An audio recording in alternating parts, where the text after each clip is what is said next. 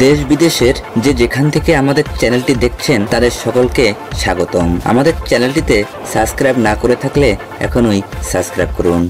পুলিশি জেরায় ভুল পাল্টালেন বিক্রম। না থেকে হ্যাঁ বলতে কলকাতার অভিনেতা বিক্রম চট্টোপাধ্যায়ের সময় লাগলো 5 দিন। পুলিশি জেরার মুখে অবশেষে বিক্রম স্বীকার করলেন দুর্ঘটনার রাতে তিনি মদ পান করেছিলেন। এর 5 দিন আগে হাসপাতাল থেকে ছাড়া পেয়ে সাংবাদিক সম্মেলন করেছিলেন বিক্রম। সেখানে তিনি দাবি করেছিলেন 28 এপ্রিল রাতে তিনি মদ পান করেননি। এমনকি দুর্ঘটনার পরপরই হাসপাতালে থাকাকালীনও বিক্রমের সঙ্গে পুলিশের যেটুকু কথা হয়েছিল সেখানেও এই দাবি উঠে এসেছিল, যদিও প্রত্যক্ষদর্শীদের বক্তব্য বলছিল অন্য কথা।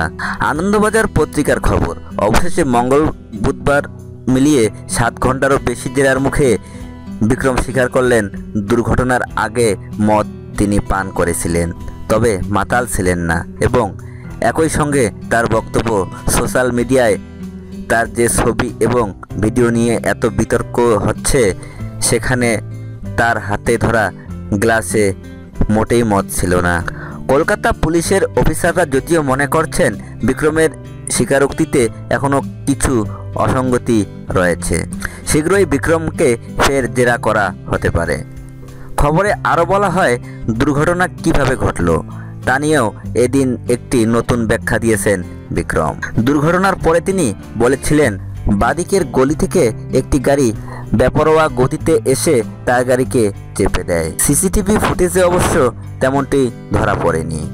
মঙ্গলবারের পর থেকে জেরায় বিক্রম একাধিকবার বলেছেন ট্রাম লাইনের গাড়ি স্পিড করে যাওয়ায় ফুটপাতের পাশের স্তম্ভে ধাক্কা লেগেই নিয়ন্ত্রণ হারান।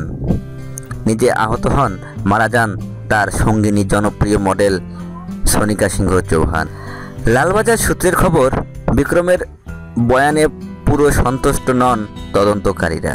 বেশ কিছু গুরুত্বপূর্ণ প্রশ্নের উত্তর বিক্রম মনে নেই বলে এড়িয়ে গেছেন। তবে সোনিকা এবং বিক্রমের এক বন্ধুকে জেরা করে সে দিনের রাতের ঘটনাক্রম নিয়ে মোটামুটি একটা ধারণা হয়েছে পুলিশের। মঙ্গলবার রাত থেকে মাত্র 12 ঘন্টার ব্যবধানে অভিনেতা বিক্রমের 2 দফায় জেরা করেন টালিগঞ্জ থানার 3 অফিসার। মঙ্গলবার রাত 1:15টার দিকে থানা থেকে বের হওয়ার সময় কোনো মন্তব্যই করতে চাননি বিক্রম। তার চোখে মুখে ছিল একরাশ বিরক্তি। তাকে কড়া পুলিশি পাহারায় থানার বাইরে এনে গাড়িতে তুলে দেওয়া হয়। বুধবার বেলা 1:45টার দিকে বাবা এবং আইনজীবীকে একসঙ্গে নিয়ে ফের থানায় হাজির হন বিক্রম। ভিডিওটি ভালো লাগলে লাইক দিন, অবশ্যই কমেন্ট করে জানাবেন। এমন মিডিয়া ভিত্তিক আরও খবর পেতে আমাদের চ্যানেলটিতে সাবস্ক্রাইব না করে থাকলে এখনই সাবস্ক্রাইব করুন। ভালো থাকুন, সুস্থ থাকুন, ধন্যবাদ।